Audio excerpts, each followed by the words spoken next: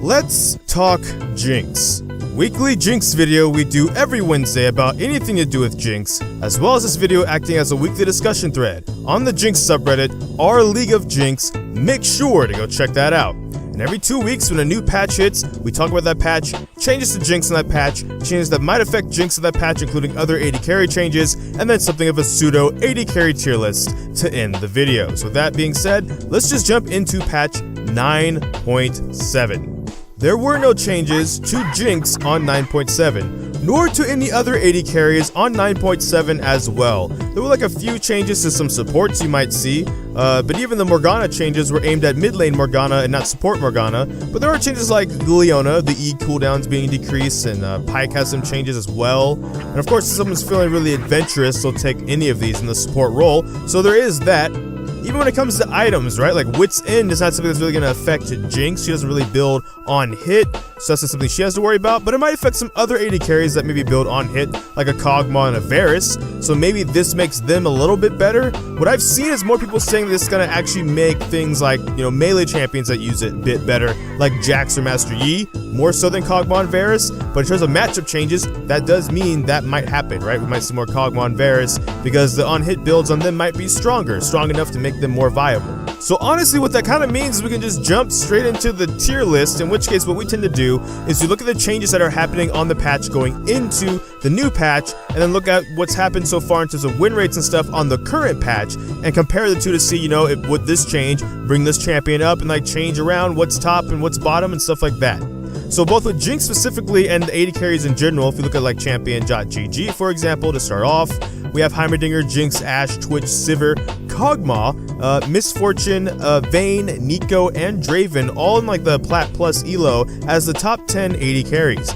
Now none of those AD carries are getting changed directly except maybe Kog'Maw, who with the Wits End change and the on-hit build, maybe he creeps up a bit better with his win rate and actually makes it into that top 5 right now. And if you ignore Heimerdinger, because maybe you're like a marksman only player, then the top 5 is actually Jinx, Ashe, Twitch, Sivir, and Kog'Maw already, and what that means is he kind of goes a little bit even higher in that kind of list. Something to note, Neeko kind of still is a thing.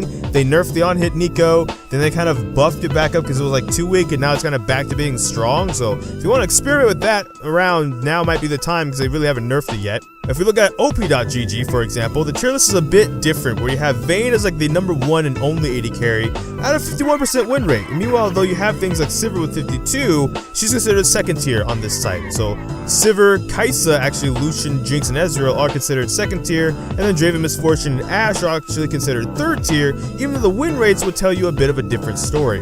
U.GG meanwhile has a site, or a function I should say, where you can have all ranks displayed at the same time. Instead of going like one elo at a time or like Plat Plus or something, it's like the average amongst all of them. So amongst the average on all of them, you have Jinx, Twitch, Sivir, Ashe, Kog'Maw, Misfortune, Yasuo actually, Vayne, Draven, Jhin, and then like Caitlyn and so on and so forth. Caitlyn might be a little bit underrated right now, but maybe she's just not as good as Jinx. Jinx kind of outdoes what she wants to do, and that's why Jinx is a bit more dominant, both in solo queue and pro play right now.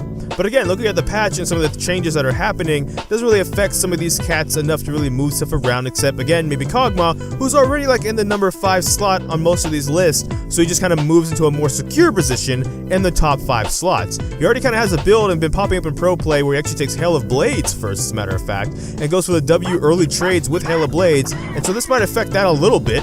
But overall, things probably will stay relatively the same because the patch kind of is a bit of a quiet patch for both Jinx and AD carries in general. So it kind of carries over from the last patch with slight changes to maybe Kog'Maw specifically, so you might have to lane against a bit more Kog'Maws and Varuses possibly than you already have. So that being said, that's all for this video actually. But in the comment section down below, comment with what champions you think are ban worthy. For example, we've talked about Kog'Maw, and if you're playing Jinx, do you think Kog'Maw is something you might want to ban? Do you struggle against Kog'Maw? And if so, do you have advice against Kog'Maw for like lower elo Jinx players and stuff like that?